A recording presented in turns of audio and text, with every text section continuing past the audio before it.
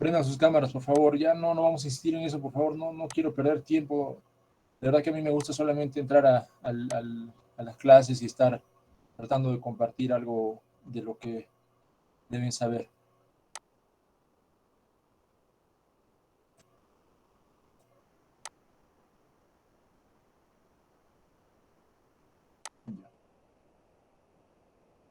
Ven la pantalla, ¿no? Entonces saben que estamos en el curso de Medicina Interna 2, en el segmento de dermatología. Y las teorías las vamos a hacer siempre de 2 a 4 los días lunes. En la medida de lo posible hay que tratar de cumplir la hora. Y las prácticas lo vamos a coordinar siempre con cada grupo, ¿no? A veces podemos hacerlo en la noche o de repente en la mañana, dependiendo de la disponibilidad de tiempo, porque a veces en el hospital no podemos eh, cortar las actividades asistenciales para poder estar en una reunión con ustedes. Entonces, por eso lo pasamos, no sé, de repente en la tarde o de repente en la misma mañana si no hay mucho paciente. En la evaluación es algo que debe estar claro. Saben ustedes que la nota teórica y la nota práctica tienen un peso, un valor, y ese es el 70-30. En la teoría siempre considero asistencia, las exposiciones, el examen teórico propiamente, y ahora este semestre les voy a tomar un examen oral a todos, al final del curso. 5 preguntas, bueno, voy a hacer como unas 40 preguntas de casos clínicos y al azar vamos a tener que preguntar a uno por uno. En las prácticas no se olviden que la asistencia y la participación es muy importante. Para aprobar el curso, de acuerdo a la normativa de su universidad, lo que piden es que se apruebe la teoría. Eso sí es algo que no se puede cambiar. Antes yo consideraba la práctica también para aprobar el curso teórico, o mejor dicho, para aprobar todo el curso, pero me parece que han cambiado las normas y necesariamente tiene que aprobarse la teoría para promediar con la práctica. Entonces pongo mucho énfasis en otros aspectos también, no solamente la nota teórica. Al final, con estas cosas tan pequeñitas como es la asistencia, las exposiciones y algún otro ítem, como vamos a ver en la parte del examen oral, el alumno termina aprobando tranquilamente el curso. En cuanto a las exposiciones, no se olviden que vamos a hacerlo de acuerdo al cronograma. Y como son grupos grandes, vamos a sortear a 2 personas nada más para que expongan. 2 personas para exponer. Entonces tendrán que leer todos del grupo para la exposición. Y terminada la exposición, tenemos que hacer las preguntas al grupo, al resto de integrantes. Así vamos a hacer las exposiciones. Cualquier otra duda le vamos a estar afinando. Le van a dar sus dudas sobre este tema del porcentaje de notas y todo al delegado, y yo como delegado voy a coordinar alguna otra cosa que quede pendiente. ¿Ok? Entonces, vamos a ya empezar propiamente en el curso. La primera parte de dermatología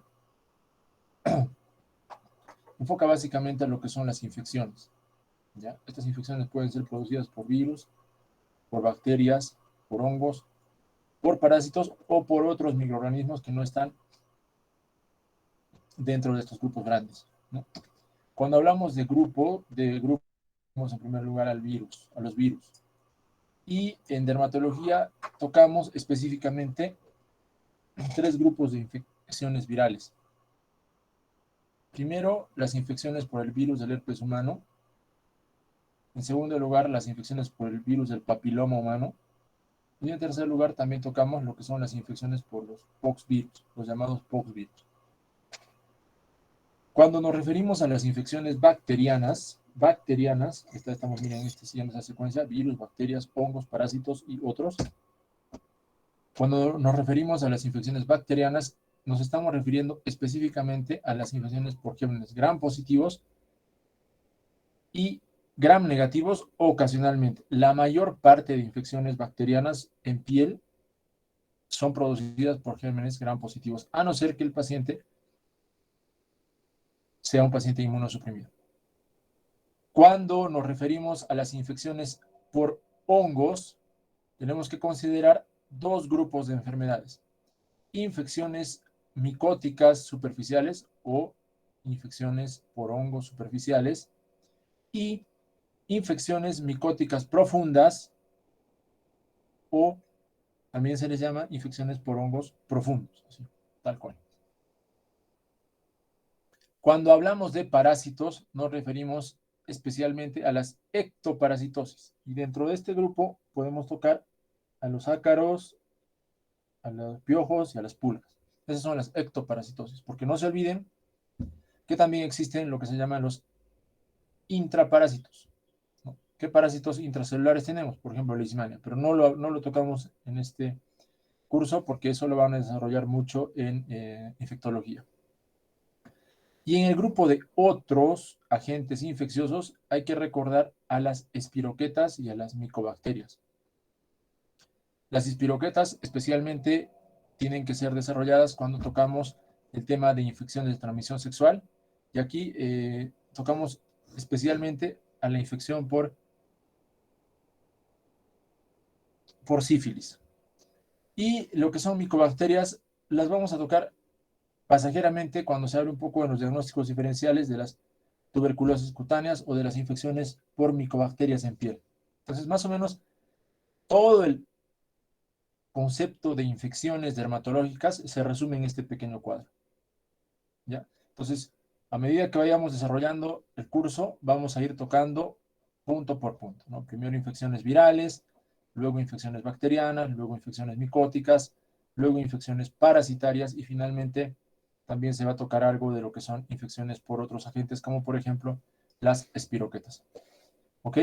Entonces, de acuerdo al cronograma, hoy día tocaba conversar sobre infecciones bacterianas. Bacterianas. Entonces, como todavía no se ha hecho el reparto de los temas y no han tenido tiempo para preparar ninguna exposición, yo voy a hablar acerca de las infecciones micóticas superficiales. Superficiales. Esto está en el punto de infecciones por hongos. Lógicamente que habrá otro grupo que hable de las infecciones micóticas profundas. ¿Ok?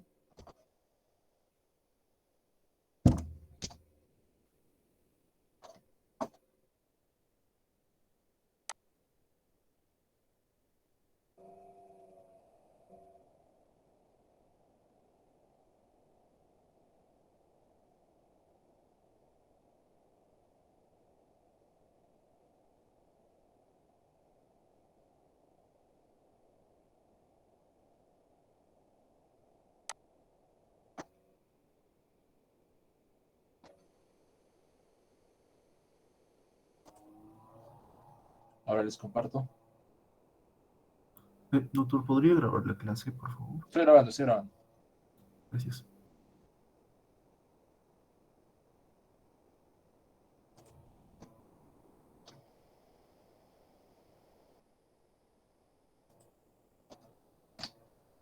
Cuando hablamos de infecciones en piel, siempre hay que considerar la anatomía.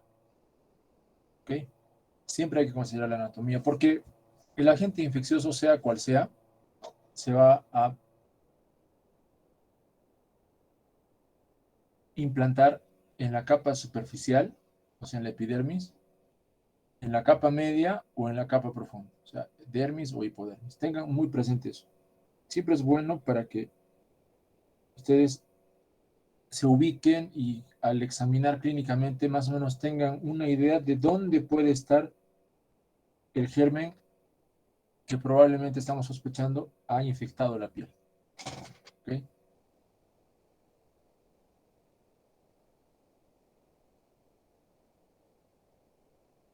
Cuando les hablé de infecciones por hongos, les hablé de infecciones por hongos superficiales y también infecciones por hongos profundos, ¿no?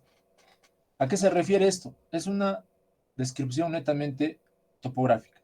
Superficial porque está tomando la epidermis y profundo porque toma la dermis profunda o la hipodermis. ¿Correcto? Los hongos que afectan la capa superficial o también llamada capa epidérmica Suelen ser hongos que se alimentan de queratina. Ya lo hemos visto en la parte de la fisiología de la piel normal. La epidermis contiene gran cantidad de queratina y de queratohialina, ¿no? Esto en relación a todo el proceso de cornificación que implica la capa epidérmica, ¿no? Sabemos que esta capa que estoy señalando con un cursor, esta capa basal de la epidermis, ¿no es cierto? Sigue la capa espinosa de la epidermis, ahí estoy señalando. Sigue la capa granulosa, ¿cierto? Y finalmente la capa córnea, que es la que se expone al medio externo. Eso es la epidermis, ¿no es cierto? A manera de repaso. Entonces, no se olviden que esta capa basal es la que, por un proceso de apoptosis más o menos, llega hasta la parte superficial. Ese es el proceso de cornificación. O sea, este corneocito alguna vez fue una célula de la capa basal. En ese proceso de cornificación, no se olviden, se producen proteínas que al final se van a adherir a las membranas de los corneocitos y forman como un cemento. Ese cemento tiene mucha queratina, mucha queratohialina. Ese es el alimento para muchos de los hongos superficiales. Les gusta la queratina, eso no se olvide. Cuando nos referimos a las infecciones micóticas profundas, lógicamente nos referimos a hongos que no van a estar solamente en la superficie, sino que se van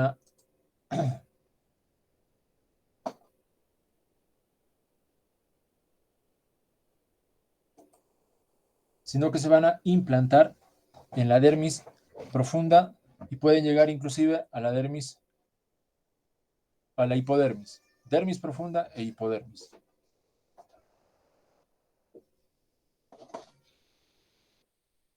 Toda esta zona. Cuando la infección micótica toma la capa epidérmica, la lesión que vemos clínicamente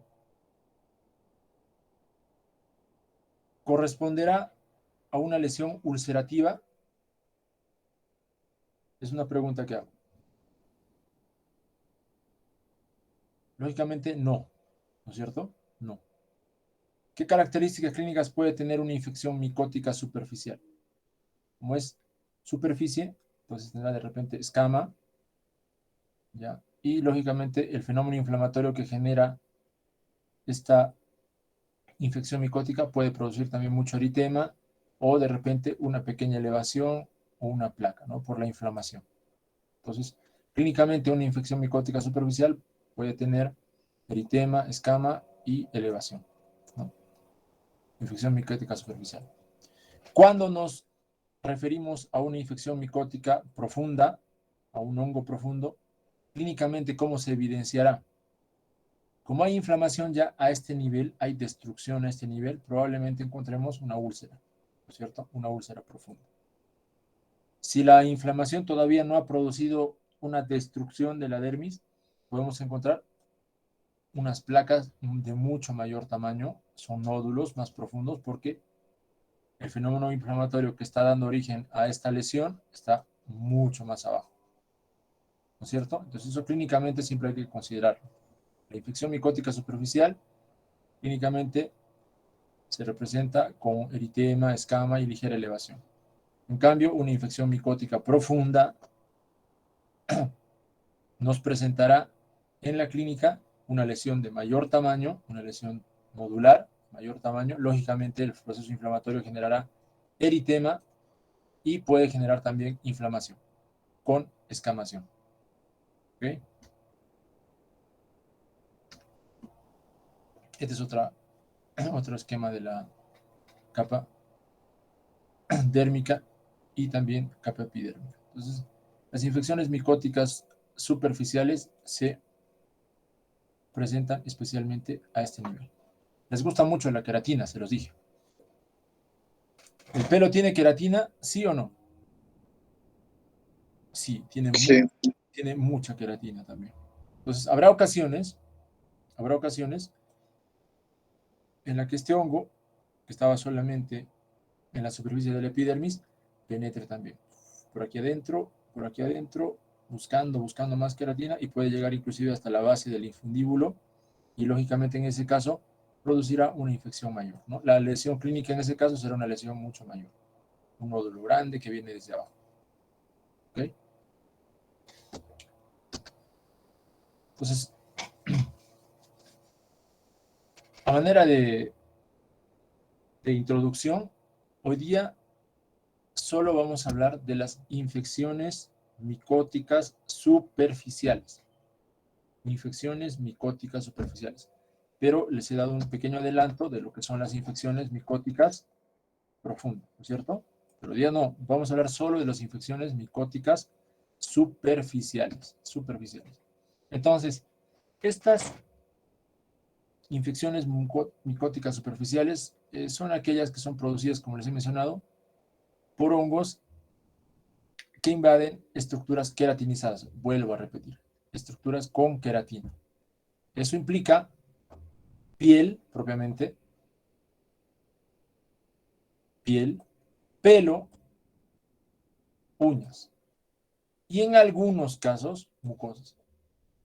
En algunos casos, mucosas. No se olviden que la mucosa también tiene una capa epidérmica, pero que no tiene el estrato córneo. Por la ubicación, más o menos, yo les he mencionado cómo podemos enfocar las infecciones por hongos, ¿cierto? Por la localización, superficiales y profundos. Pero morfológicamente hablando, los hongos pueden ser o bien hongos levaduriformes o hongos filamentosos. Así se describen las infecciones por hongos, que pueden ser levaduriformes o filamentosos. Es como hablar más o menos de varón, mujer, algo así, ¿no? Salvando lógicamente las distancias. Es algo para que lo vean didácticamente. ¿Ok? Levaduras y filamentos. Dos grandes grupos de hongos. Puede haber también los que se llaman hongos dimórficos, o sea, que pueden comportarse como levaduras y como filamentos al mismo tiempo. ¿Ok? No se olviden. Dentro del grupo de levaduras encontramos una gran cantidad de hongos. Y dentro del grupo de los filamentos encontramos otra gran cantidad de hongos. Y dentro de los dimórficos igual encontramos una cantidad de repente mayor de hongos todavía. ¿Ok? Entonces, una levadura puede producirte una infección micótica superficial o también puede producirte una infección micótica profunda. De igual forma, un filamento puede producirte una infección micótica superficial o una infección micótica profunda. De la misma forma, los hongos dimórficos pueden producirte infecciones micóticas profundas o superficiales. No sé si me estoy dejando entender hasta el momento. Algo, ¿estarán entendiendo? Más o menos.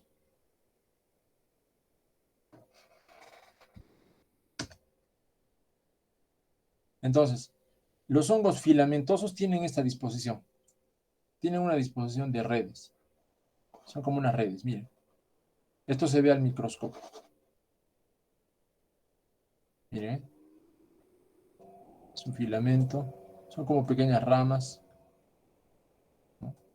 Miren aquí. Ese es un hongo filamentoso. Y un hongo levaduriforme se ve así. Los grupitos. ¿Ven?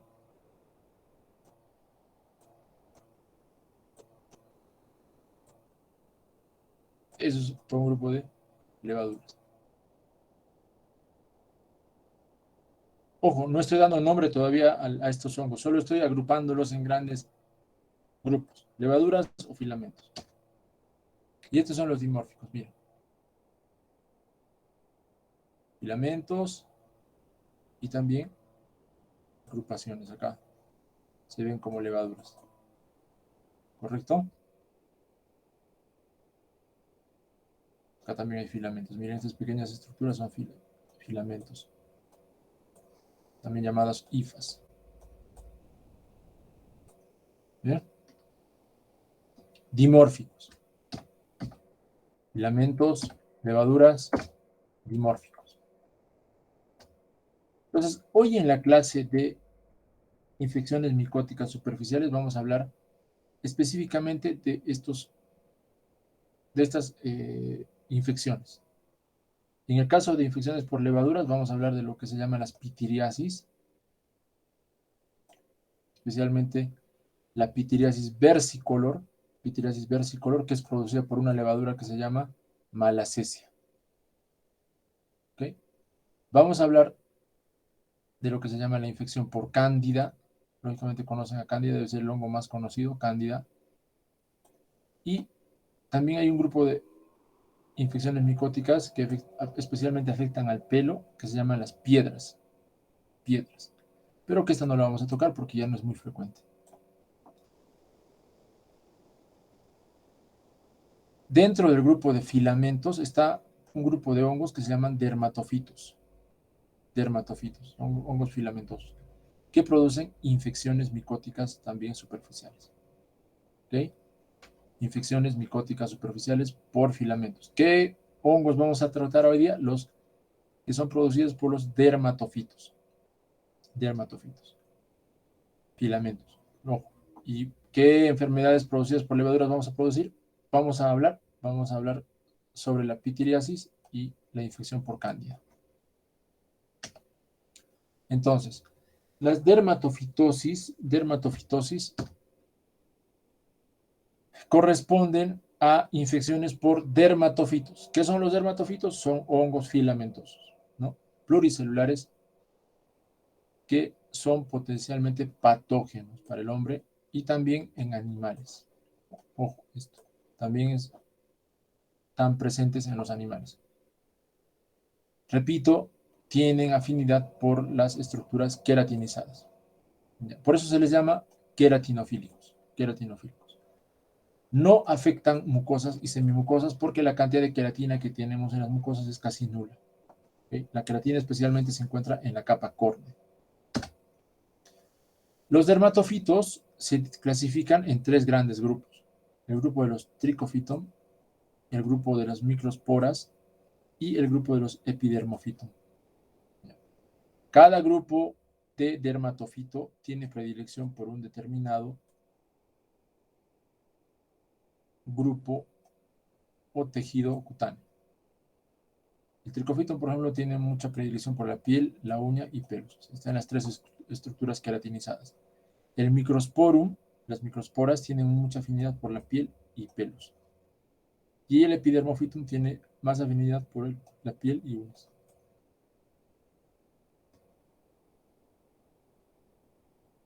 Entonces, hacemos una secuencia. Hemos dicho, ¿no es cierto? Hongos, el gran grupo. Levaduras, filamentos, ¿cierto? Estos a su vez pueden estar en la superficie o pueden estar en la capa profunda. Hoy día vamos a hablar de los hongos que están en la capa superficial, ¿no? De los levaduriformes y de los filamentosos. Ahorita estamos tocando los hongos filamentosos que se llaman dermatofitos. Estos a su vez, dermatofitos, se habían clasificado en tres grandes grupos. El grupo de los tricofitón, el grupo de las microsporas y el grupo de las epidermofitón. Y lógicamente en adelante vamos a hablar del grupo de las levaduras. Lógicamente de las levaduras que producen infecciones micóticas superficiales. Entonces, estos hongos queratinofílicos, llamados dermatofitos, pueden atacar, pueden dañar piel pelo o cabello y uñas. No se olvide. Piel, cabello y uñas. Estos hongos llamados dermatofitos, son los que producen las llamadas tiñas. Tiñas. Seguramente lo han escuchado alguna vez ustedes.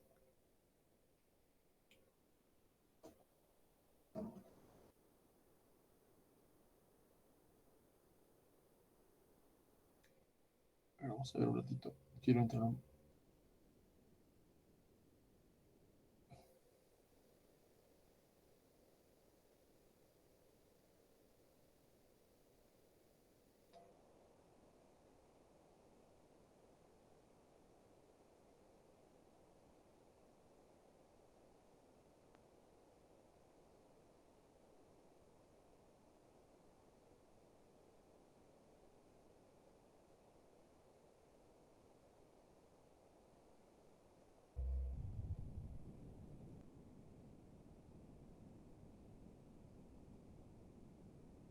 Ahorita estamos con la pantalla.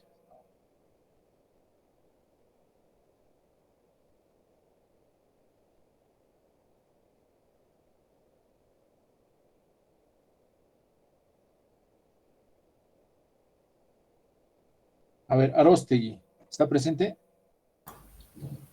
Presente, doctor. ¿Alguna vez has oído hablar de las tiñas?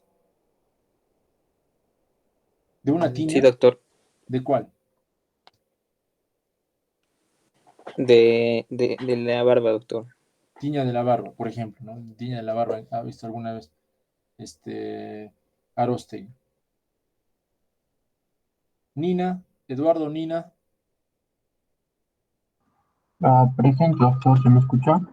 Sí, te escucho. Eduardo, ¿alguna vez has escuchado hablar de la tiña? Ah, sí, doctor, más o menos. ¿De qué? ¿De qué tiña? ¿Pero en qué contexto de repente lo has oído? Que se producían algunos por hongos y más que nada, ah, su tratamiento más que nada No, no, recordaron con crema. en general de una tiña, así que alguien te haya dicho tengo una tiña, ¿alguna vez has escuchado eso? No, no, nadie me ha dicho eso. Nunca escuchaste, a ver. Yucra, Grady Yucra. Presente, doctor. Sí, ¿alguna vez escuchaste de una tiña? De Sí, la tiña doctor. De la tiña capitis.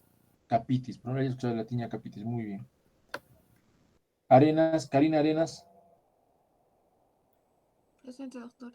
¿tú alguna vez escuchaste de alguna tiña? Mm, Tiña blanca o negra, creo que hay.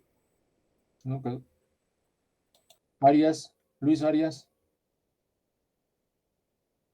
Presente, doctor. ¿alguna vez escuchaste de la tiña Arias, Luis? Mm, no, doctor. Si no, no hay problema, no hay nada, solo es para que tengan una idea, porque esto es bien frecuente, ¿ah? Es bien frecuente. Reinaldo Cogua, Presente, doctor. si alguna vez escuchaste de alguna tiña, o ese Sí, término, sí, la tiña negra, por ejemplo. tiña negra, Ujú. ya.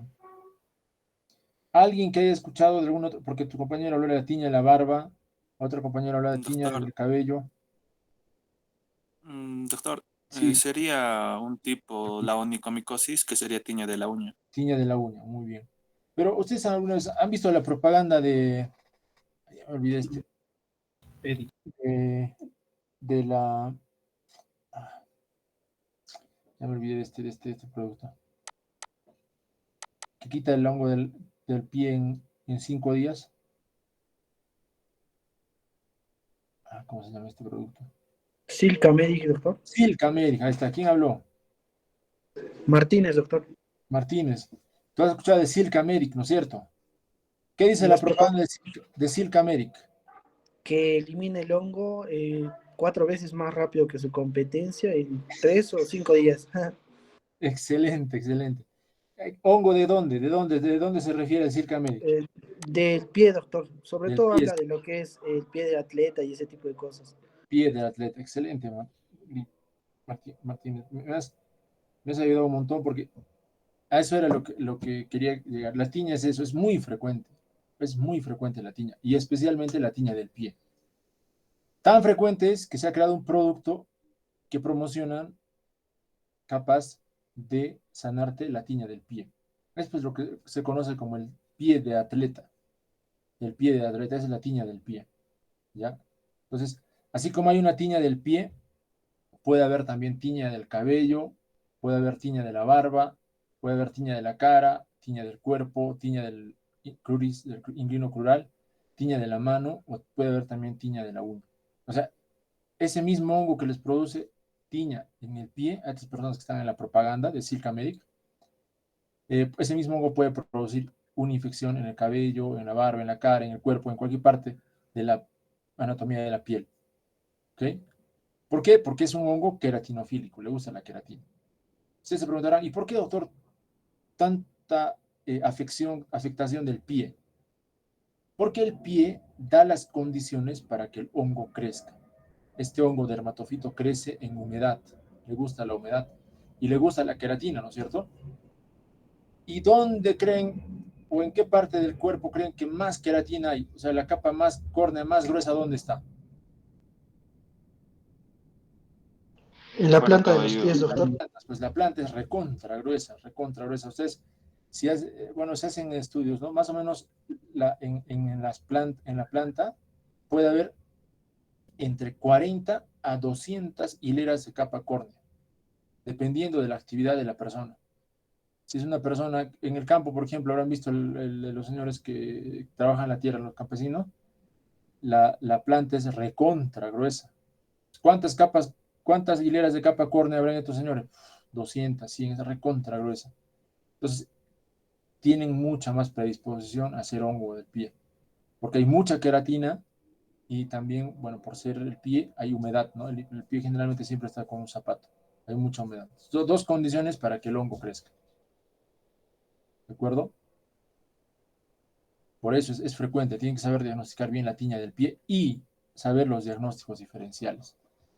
Entonces, ya les dije tiña capitis del cabello, tiña de barbae, tiña del facei, se llama el de la cara, tiña corporis del cuerpo, tiña cruris de la región indino-crural, tiña de la mano o manum también se llama, tiña pedis o pie de atleta, es el típico pie de atleta, y tiña unguium o también llamado onicomicosis.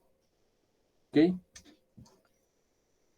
Espero que hayan visto en algún momento esa propaganda de Silk America. Entonces, vamos yendo de arriba hacia abajo, ¿no? Entonces, cuando el hongo dermatofito, hongo filamentoso, ¿no?, ataca la piel cabelluda, se llama tiña capitis. ¿Ya? Tiña capitis. Entonces, generalmente, esta tiña capitis es producida por los hongos filamentosos del grupo Trichophytum o Microsporum. Más frecuente en nuestra región por el hongo de la clase Microsporum. ¿Ya? En el mundo es más frecuente el grupo de los Trichophytum, pero en zonas subdesarrolladas como nuestro país o en Sudamérica algunos países, el Microsporum es el hongo que produce más frecuentemente tiña capitis. ¿Ya? Y del Microsporum, la especie que más produce tiña capitis se llama Microsporum canis. Entonces, ¿quién será el portador del Microsporum canis? Miriam Guamaní. El perro, doctor. Eso, el can, el perro. Ese es el portador del Microsporum canis. Entonces, es un dato que deben saber ustedes, ¿no?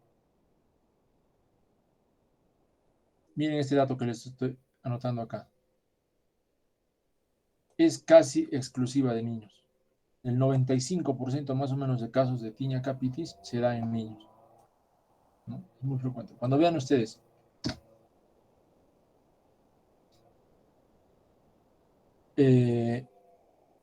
eritema, escama, placas en la cabeza de un niño, especialmente de un niño ya infante, de 1 año o 2 años, lo primero que tiene que venir a su cabeza es el diagnóstico de tinea capitis. Y para corroborar esto, ¿qué cosa deberán preguntar a la mamá? A ver, vamos a preguntar a Paucar. Nilo Paucar. Sí, doctor. Viene un niño. Bueno, la trae la mamá. Lo trae la mamá. Y nos dice, doctor, mire, tiene esta escamación, esta placa roja en la cabeza hace 2 meses. Ah, muy bien, es un niño. ¿No? ¿Tú qué le vas a preguntar a la mamá? ¿Cuánto tiempo tiene? Ya, digamos, tiene 2 meses. 2 meses. ¿Qué más le preguntas? Si tiene picor, escozor. Ya, tiene picor, digamos, tiene picor. ¿Qué más le preguntas?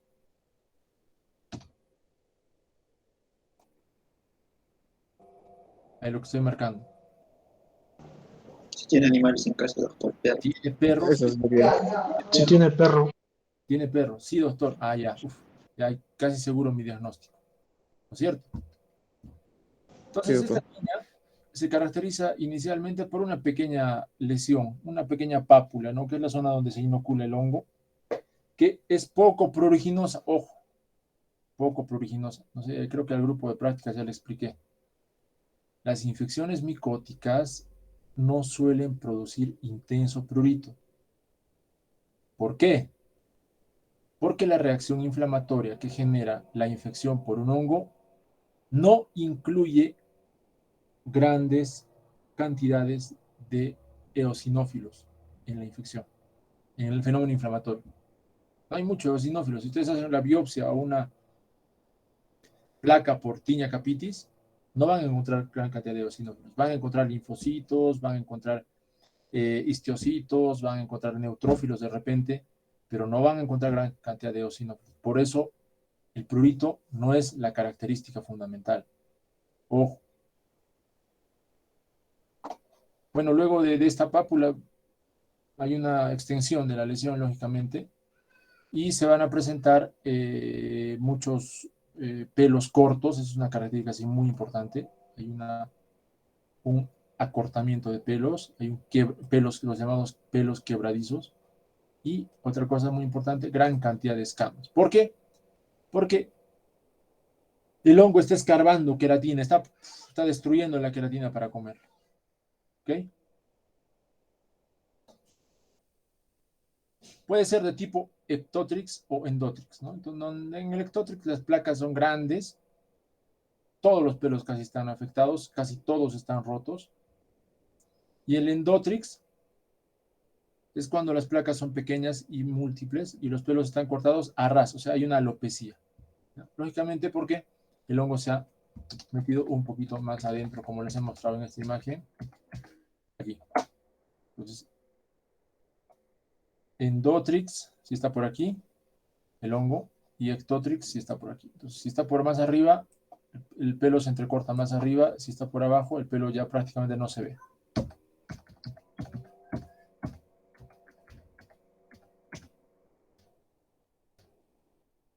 Entonces, de manera práctica, lo que deben conocer ustedes es que las tiñas pueden ser no inflamatorias o inflamatorias. Cuando es no inflamatoria, el eritema no es lo mandatorio. Y cuando es inflamatorio, el eritema, el aumento de volumen, es importante. ¿No es cierto? Es fácil de entender eso, fácil de entender. Por ejemplo, a ver aquí.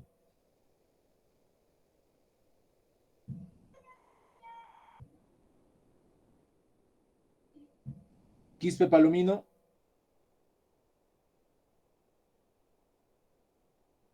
¿Está presente Quispe palomino? Ya delegado, ya sabes, ¿ah? Doctor, disculpe, pero mi micro no podía encenderse. Ya. Estoy presente. A ver, en esta imagen, Quispe palomino, ¿qué puedes, a ver, por la imagen, qué puedes lograr ver? A ver. Se ve un eritema, pero no es tan pronunciado. Ya, hay eritema. Muy bien, ¿qué más? Eh, bueno, también se puede ver la disminución del pelo, la alopecia que presenta el paciente Hay una zona alopécica, muy bien. ¿Qué más hay? y ligeras escamas que se pueden observar. Escamación, muy bien. Muy bien. ¿Qué tipo de tiña será? Y es un niño, lógicamente es la cabeza de un niño, ¿no es cierto? ¿Qué diagnóstico planteas? Una tiña capitis, doctor, ¿Qué tipo? de tipo endotrix. Muy bien, endotrix. ¿Y inflamatoria o no inflamatoria? Inflam Inflamatoria por la rojez.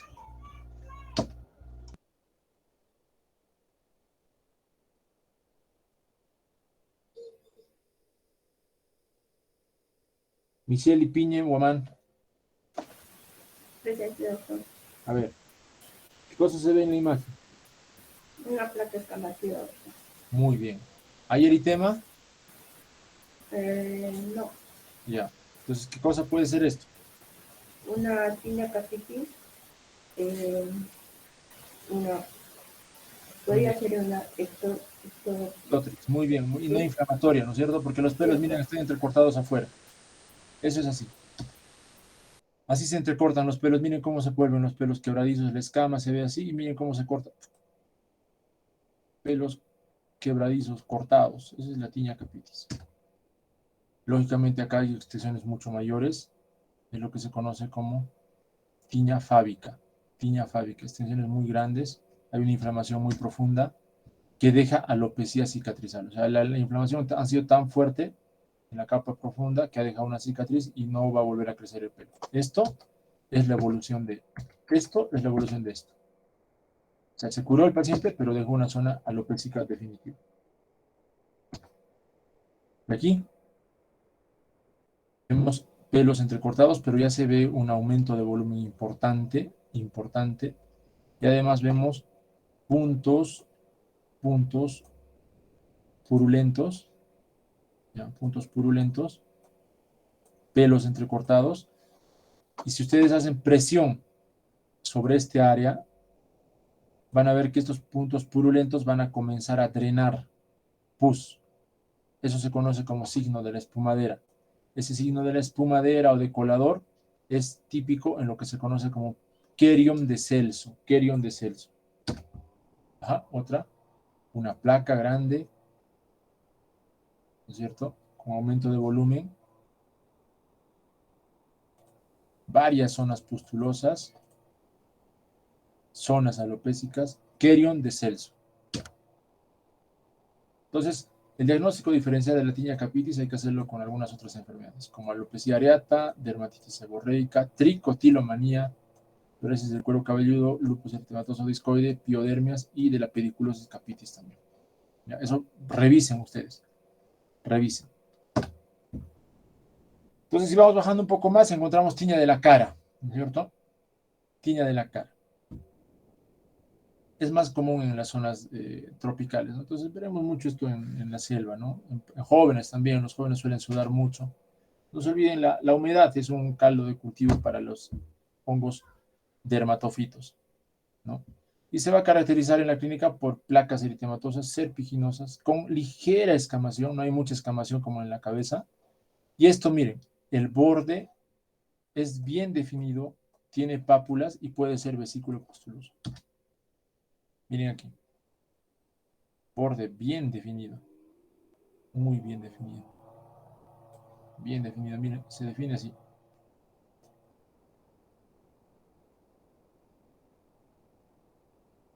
Va por allí, lógicamente va por aquí. Y miren cómo se define allí. Se expande. Es como una pequeña expansión del hongo. Tiña de la cara. En la barba, pues es más o menos, pasa lo mismo que en lo del cabello, pero lo más frecuente es la tiña inflamatoria tipo querium, ¿no? Donde hay placas grandes, así como les he mostrado en la cabeza, con pus. Lo menos frecuente es que sea circinada. Esto es circinado. Esto es circinado, que tiene bordes bien definidos. En el cuerpo es similar a de la cara y también se llama tiña circinada. O también tiña de la piel, lampiña, pero lampiña entre comillas, ¿no? Porque ustedes saben que no hay pocas áreas en el cuerpo que no tienen pelo. Quizás tengan vellos pequeños, pero siempre hay, excepto la palma y la planta, lógicamente. En tiña del cuerpo podemos encontrar 4 formas clínicas: granuloma de Mahochi, tiña corporis gladiatorum, tiña imbricada y tiña incógnita, que se refiere a la tiña extensa. O sea, tú ves, no encuentras bordes en la lesión de la tiña incógnita, ¿no? Son tiñas que cubren prácticamente todo el cuerpo. Esta es pero la típica tiña corporis. Una placa anular, con ligera escamación y el borde activo. Esa es la característica de la tiña corporis. Borde activo. Este es recontra típico. Placa anular, ligera escamación y borde activo que puede ser pápulo-pustuloso. Y el centro, miren cómo queda limpio. Pareciera que se está expandiendo la infección. La tiña cruris también tiene esas características. Generalmente es por autoinoculación. ¿Qué quiere decir? Que el propio paciente, al usar toallas que, por ejemplo, con las que se ha limpiado el pie y las uñas, inocula el hongo en la zona crural, ¿no? Son placas también igual. Miren, borde activo. Es la característica de las tiñas en general, el borde activo. Un borde circinado activo. Y en el pie, es más frecuente, lógicamente, también en climas templados y tropicales, o también cuando hay pobre higiene. ¿Ya? Encontramos 4 formas clínicas. Una que se llama vesículo-pustulosa, cuando tiene pequeñas vesículas, miren, vesículas y pústulas, sobre una placa escamativa, bien pruriginosa. Esta es la tiña más pruriginosa de todas, pica mucho. Se llama tiña pedis disidrótica. Tiña pedis escamativa. Tiña pedis en mocasín. ¿Qué quiere decir? Como si fuera una planta. El hongo ha producido una reacción de queratinización importante en todo el pie y se forma como una pequeña plantilla en todo el pie. En mocasín.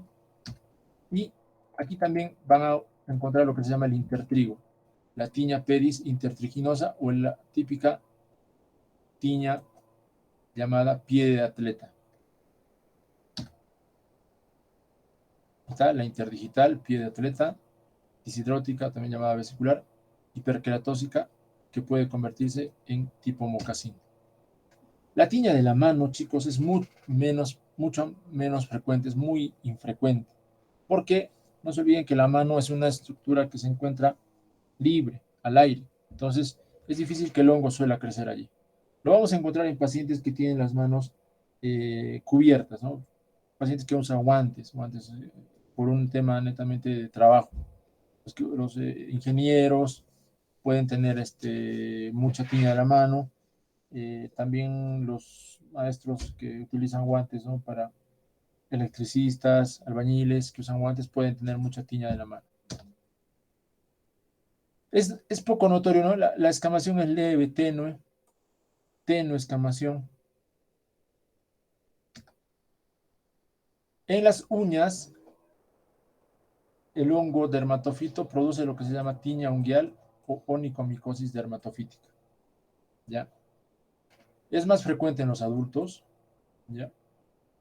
Las uñas del pie son las más afectadas. Es muy raro la afectación de las manos en la tiña de la uña.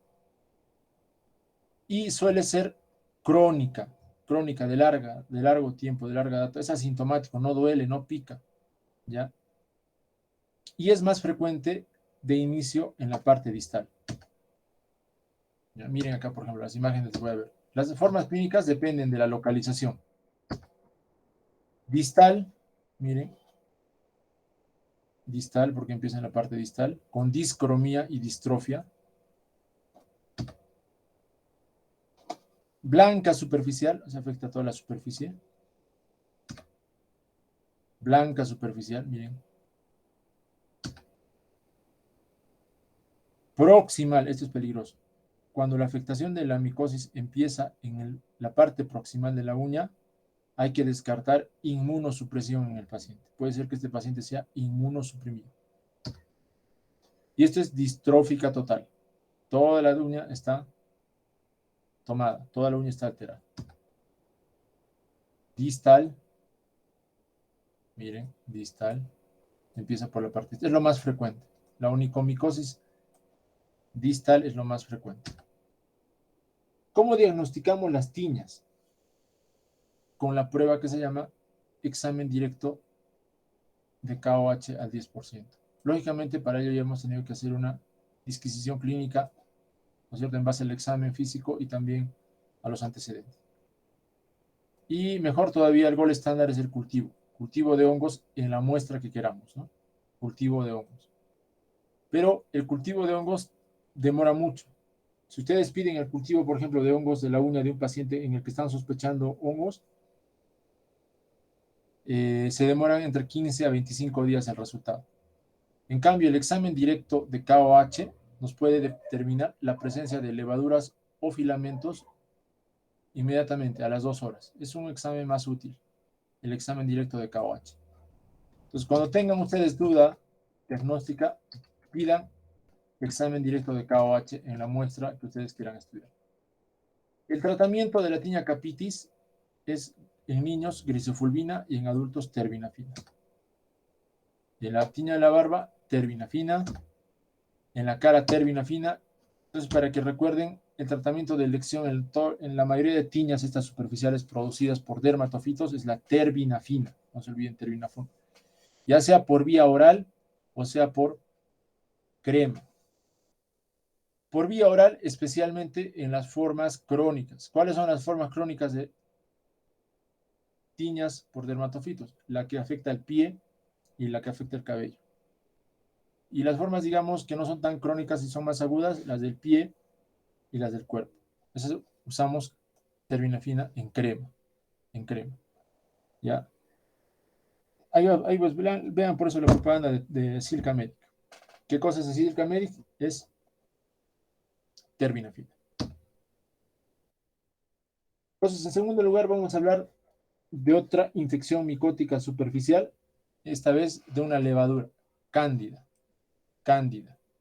¿Ya? La candidiasis se refiere a una infección de la piel, especialmente en zonas húmedas, intertriginosas y que estén cerradas. La humedad también favorece el crecimiento de cándida. Hay factores predisponentes para que haya un mayor desarrollo de cándida, ¿no? Eso ya lo sabemos, ¿no? La inmunosupresión especialmente. La inmunosupresión. Entonces, cuando hablamos de infección candidiásica en la piel, hablamos de infección candidiásica cutánea y de infección candidiásica mucocutánea.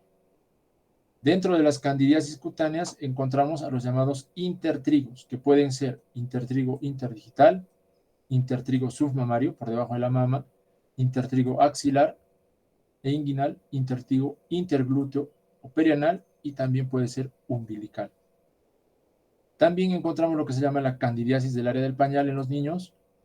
Hay onicomicosis por cándida y paroniquia candidiásica. Lógicamente que estas dos condiciones, si no son niños, se encontrarán en pacientes que tienen inmunosupresión. La candidiasis mucocutánea es todavía más sugestiva de inmunosupresión, ¿no? Puede ser oral o puede ser genital.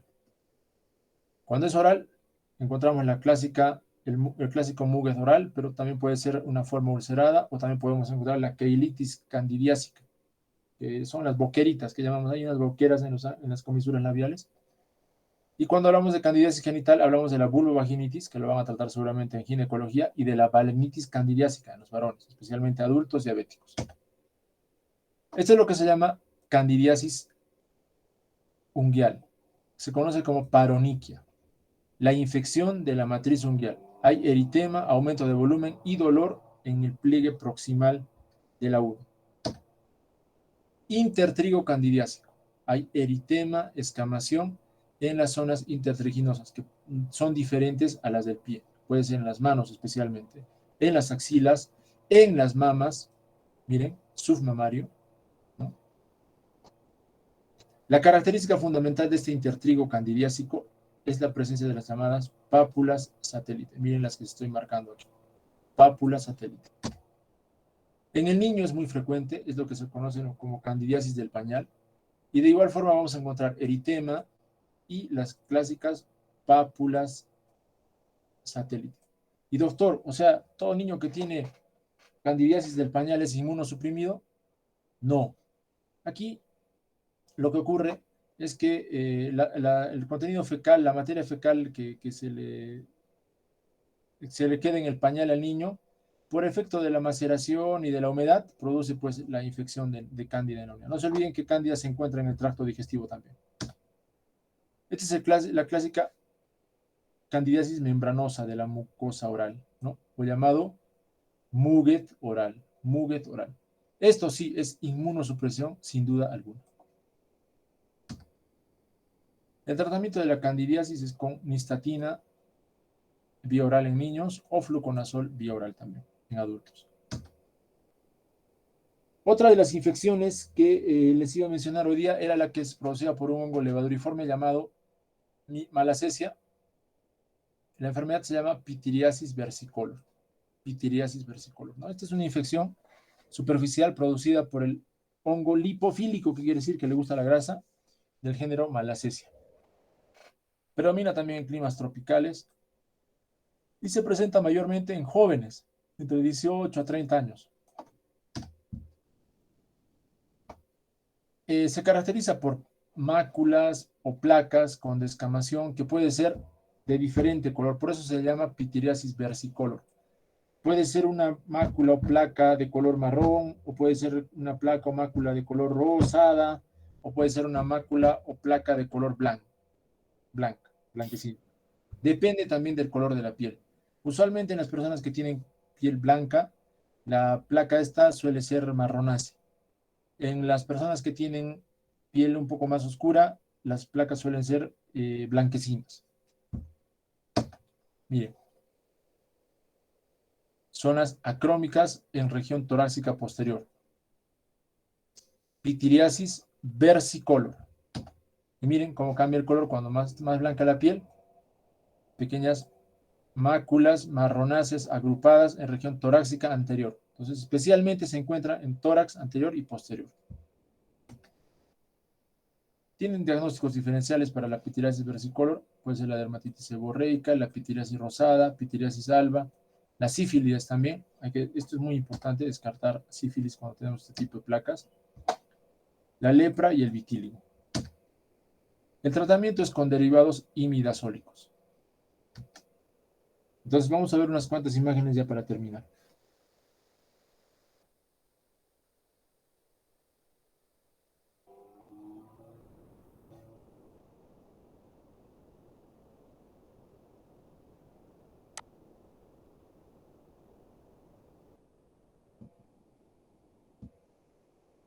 A ver.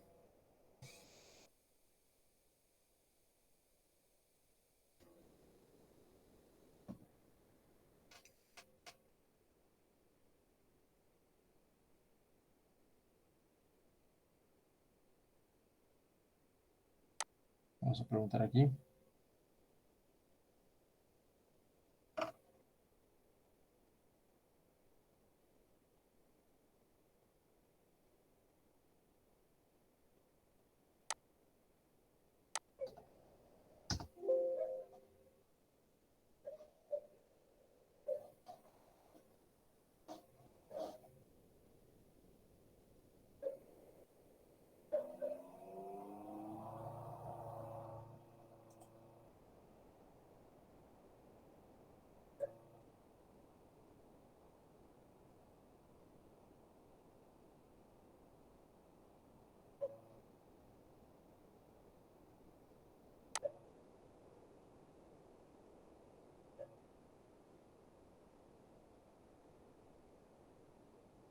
A ver, Cagua, Eddie Marcel Cagua.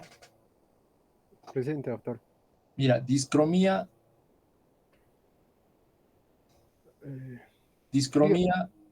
unguial, distal. ¿Cómo se llama eso? Una tiña unguial, doctor, una onicomicosis dermatofílica. Ya, ¿de qué tipo, pero? Distal. Distal, es- no se olviden, distal, es lo más frecuente. Aquí también hay distrofia ungueal distal, onicomicosis distal.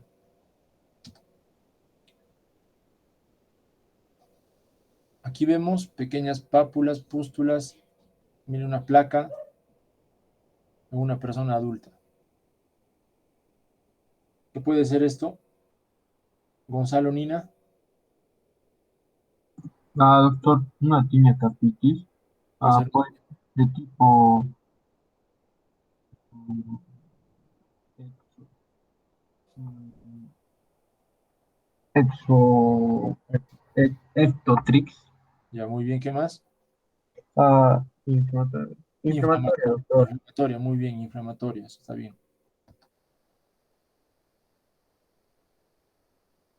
Adolfo Astete, Presente, doctor. discromía ungueal distal y distrofia ungueal distal.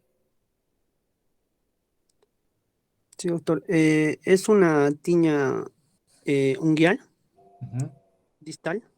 distal, muy bien. ¿Y qué tratamiento le daríamos a Astete? ¿Qué medicamento? Doctor, ¿cómo se llama esto?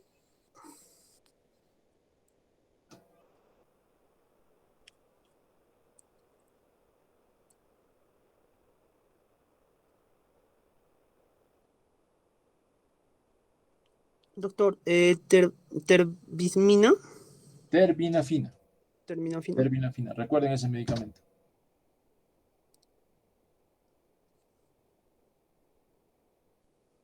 José Escalante,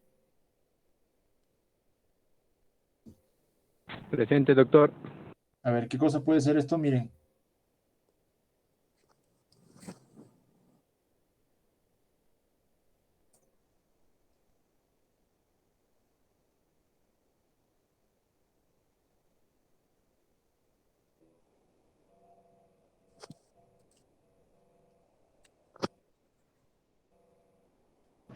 Una tiña, doctor. ya tiña, pero ¿qué parte? Tiña Crunis.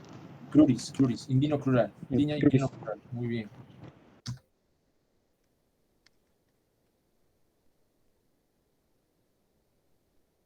Zárate Terán, Presente, doctor. a ver, ¿qué opinas? Es una tiña capitis descamativa. Tiña cabeza, ¿vale? Pero inflamatoria o no inflamatoria. Mm, no inflamatoria, doctor. Recontra, mira, está recontra rojo la base. Hay tanta escama que, mira, ya no se puede ver ni siquiera la base. Eso es lo que se llama una tiña fábica, una tiña severa.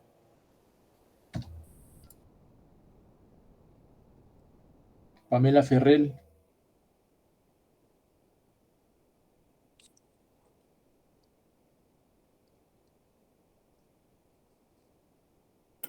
Doctor, sí. La zona pública de una bebita. Eritema. mm, el tema genital, doctor, o del pañal. ¿Cómo se llama eso? ¿Qué hongos hemos revisado hoy día? A ver, ¿qué hongos hemos revisado hoy día? Las tiñas, doctor, los Ya, y- dermatofitos y los microsporos. ¿Qué más? Y la candidiasis. Ya, candidiasis, pitiriasis y dermatofitos, hemos, ¿no es cierto? Hablado hoy día. Sí, doctor, esa sería una candidiasis del área del pañal. Ya, pues, tiene que ser. Tienen que empezar a hacer encadenar lo que estamos aprendiendo. ¿Y por qué? No se olviden de las pápulas satélites. Satélites. Pápulas satélites.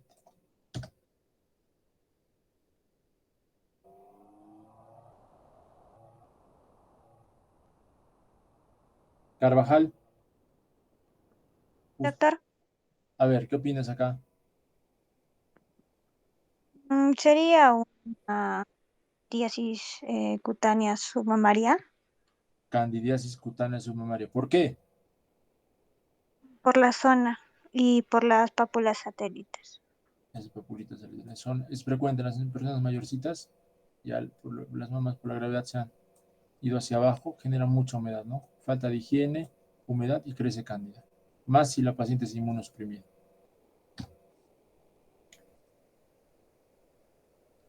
Bien delimitado. Charca.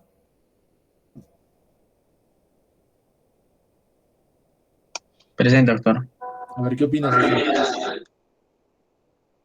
Una tiña, doctor. Ya, ¿tiña de qué? Tiña de la cara. Puede ser de la cara, llega hasta la cara, ¿no es cierto? Miren. ¿Qué tratamiento le damos?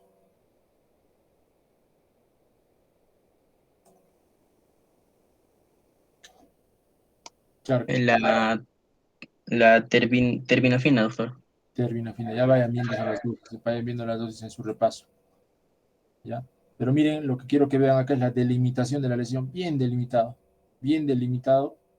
¿no? De aquí también esa área se delimita muy bien, las tiñas se delimitan muy bien. A ver si pueden divisar estas lesiones de acá. Carla Gil. Palomino. Doctor, parece una tiña. No, alguien te Es puede decir piritiasis entonces. pitiriasis, pero porque la tiña, Pitiriasis. la tiña, ¿cómo es la tiña? Es bien delimitado. ¿Aquí está bien delimitado? No. A ver, ¿qué describes en esta imagen, Gil? Carla.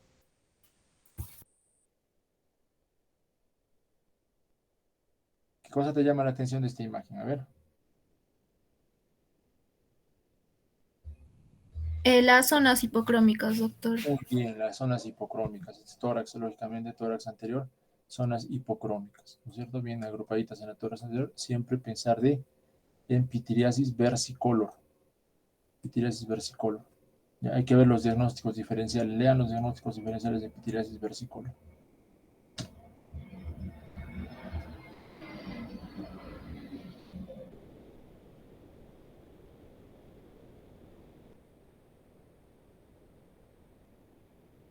Macedo Quispe.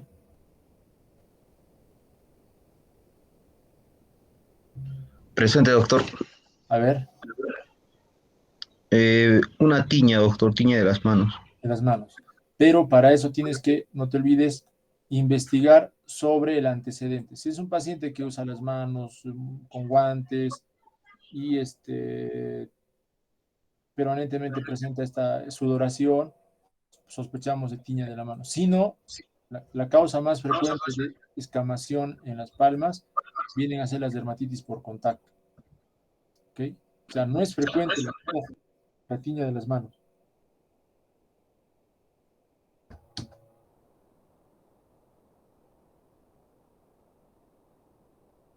Diana Alexandra González. Sí, doctor.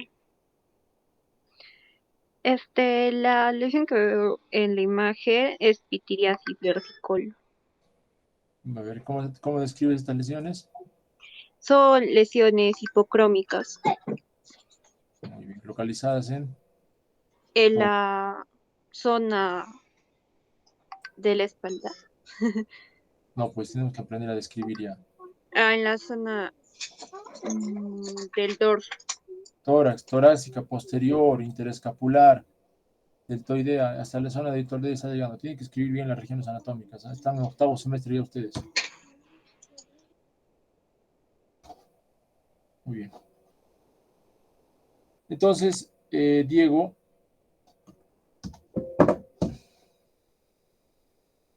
ya la siguiente clase empezamos con las exposiciones. No se olviden la metodología. Vamos a sortear 2 alumnos. Hagan las exposiciones bien resumidas. No necesitamos que lean las diapositivas. Me interesa que aprendan. No hay mucho interés cuando el alumno empieza a leer la diapositiva y realmente todos se duermen al final. Por eso vamos a hacerlo algo rápido. Digamos, 1 hora pueden exponer, o sea, entre los dos podrán exponer 1 hora y 20. Y unos 20 minutos más yo les explico y les hablo y les pregunto de repente al grupo expositor. para que sea más dinámica la presentación. Tienen que estudiar todo sobre el tema. Entonces ahora no sé, se sorteará quién hace las diapositivas y faltando unos 2 días para la exposición se las repartirá a los alumnos y todos tendrán que leer de esas diapositivas y para la exposición tendrán que estar preparados. Muy bien, chicos, entonces, Diego, nos veríamos, como ustedes decían, con el nuevo grupo de rotación a las 9 de la noche hoy día. Y la siguiente clase ya empezamos con las exposiciones. A ver, Kawa. Doctor, disculpe una consulta. En el caso de la tiña en el tratamiento que es con terbinafina, ¿se podría dar tanto el de vía oral y el en crema? Sí, con la sí. terbinafina? En la tiña, por ejemplo, del pie y de la uña se suele dar vía oral y por tópico también. Sí. Ok.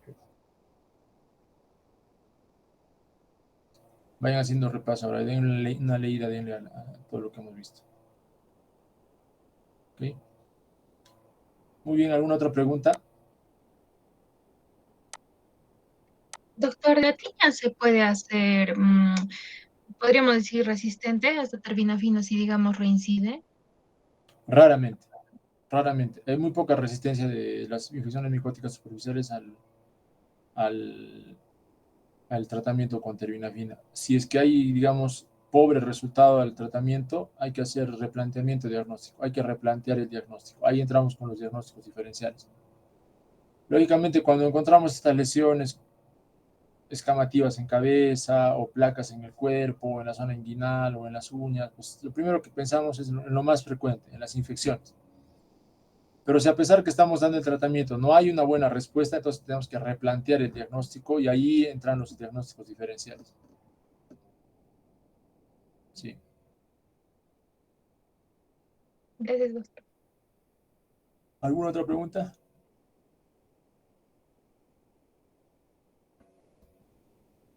No está aprendiendo sus videos, ¿ah? No, solo algunas personas estoy viendo. No voy a reiterar ya la siguiente.